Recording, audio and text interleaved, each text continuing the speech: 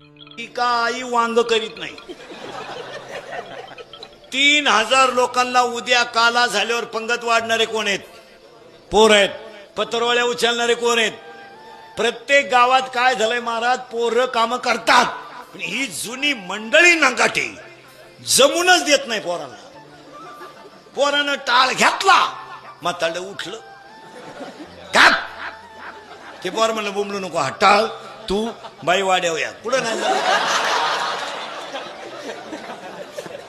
मी बाईच्या नादी लागन पण तुझ्या नादी लागायची.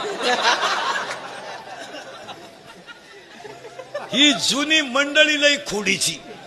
नाही तर महाराज विनोद समजू नका, दिंड्यांमधलं 90% काम पोरं करतात. भांडे घासणे, भांडे भरणं, रावट्या टाकणं, रावट्या झाडणं, झोडून काढणं सगळी कामं पोरं करतात. आणि सप्त्यामधलं 90% काम पोरं करतात.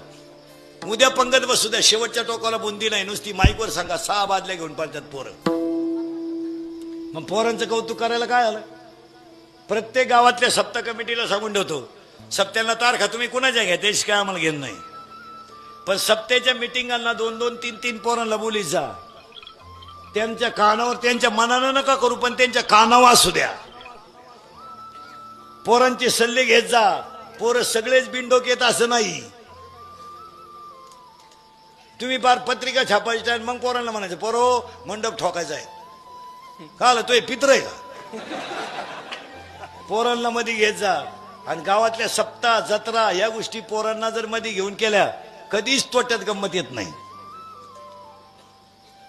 हो, नवीन पोरांच्या ताब्यात सप्ताह देऊन पा. त्याला जर म्हणलं नाही महाराज पत्रिका पोच करायची तर ते म्हणते 50चं पेट्रोल मी टाकीतो, 50चं तू टाक, दोघं जण जाऊ.